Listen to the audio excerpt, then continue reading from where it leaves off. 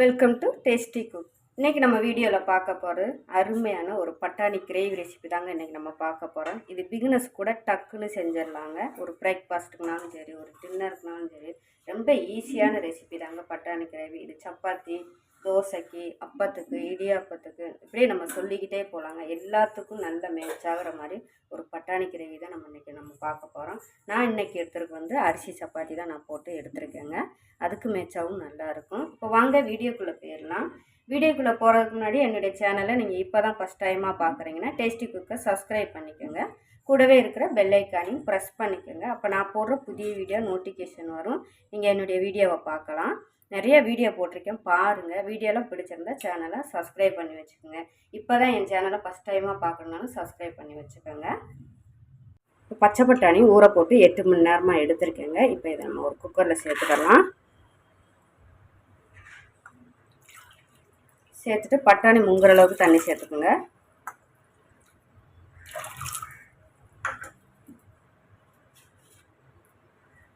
இப்போ இதில் நான் பெரிய வெங்காயம் கட் பண்ணி எடுத்துருக்கேன். இப்போ அதையும் சேர்த்துக்குங்க.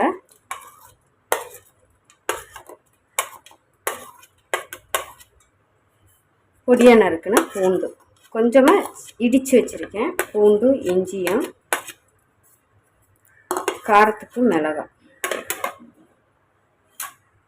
இது கூட ஒரு தக்காளியும் சேர்த்துக்குங்க. இது கூட 1/4 டீஸ்பூன் மஞ்சள் தூள். இப்போ இதை நம்ம ப்ரெஷர் போட்டு விசில் வச்சு எடுத்துக்கோங்க.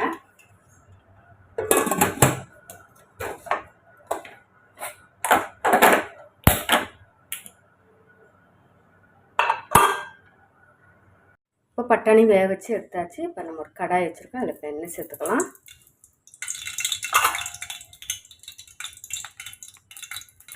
எண்ணெய் காஞ்சதும் அதில் ஒரு பட்டை, சோம்பு, கிராம்பு, ஸ்டார் பூ இதற்கு நம்ம சேர்த்துக்கலாம்.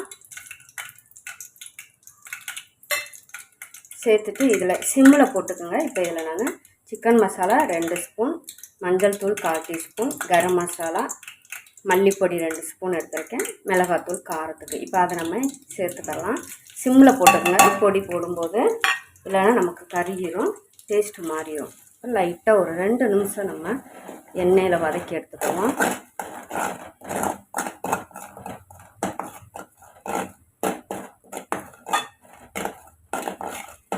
சிம்மிலே போட்டுக்கோங்க.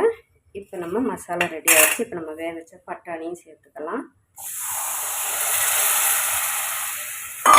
ஃபஸ்ட்டு உப்பு போடாமல் தான் நம்ம வேக வைப்போம். ஏன்னா உப்பு போட்டால் பட்டாணி வேகாது. அதுக்காக நான் இப்படி தான் வைப்பேன். எங்கள் வீட்டில் பட்டாணி, உருளைக்கிழங்கு, பருப்பு போட்டால் நாங்கள் உப்பு போட்டு வேக வைக்க மாட்டோங்க. நீங்கள் எப்படி வைப்பீங்களோ உங்களுடைய ஸ்டைலில் நீங்கள் வச்சுக்கோங்க. இப்போ உப்பு போட்டுக்கலாம். இதை கலந்துக்கலாம். இது நல்லா சப்பாத்திக்கு, அப்பத்துக்கு, இடியாப்பத்துக்கு, பூரிக்கு எல்லாத்துக்குமே நம்ம அப்படியே சொல்லிக்கிட்டே போகலாங்க. எல்லாத்துக்குமே சைடிஷு சூப்பராக இருக்கும் இந்த கிரேவி, பட்டாணி கிரேவி. இதை இப்போ நம்ம கலந்து விட்டுக்கலாம் ஹை ஃப்ளேமில் வச்சு.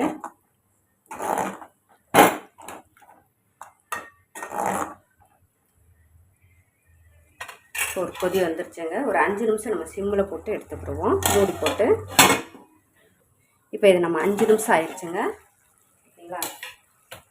அருமையான பட்டாணி கிரேவி ரெடி ஆயிடுச்சுங்க. நல்லா இந்த திக்னஸ்க்கு நம்ம எடுத்துக்கிறோங்க. அப்போ தான் ரொம்ப தண்ணியாக வச்சிடக்கூடாது. இந்த அளவுக்கு இப்படி இருந்தால் தான் நமக்கு ஊற்றி சாப்பிட்றதுக்கு, தொட்டு சாப்பிட்றதுக்கு அருமையாக இருக்கும். நான் சொன்ன மாதிரி உங்களுக்கு எந்த இதுக்கு சைடிஷ் வேணுமோ அந்த இதுக்கு நீங்கள் வச்சுக்கலாங்க.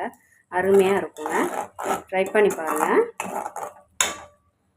இந்த வீடியோ பிடிச்சிருந்தா டேஸ்டி குக்கை சப்ஸ்கிரைப் பண்ணுங்கள், லைக் பண்ணுங்கள், கமெண்ட் பண்ணுங்கள். மற்றவங்க பார்க்கணுன்னு விருப்பப்பட்டால் ஷேர் பண்ணி விடுங்க. மறக்காமல் டேஸ்டி குக்கை சப்ஸ்கிரைப் பண்ணிக்கோங்க. தேங்க்யூ.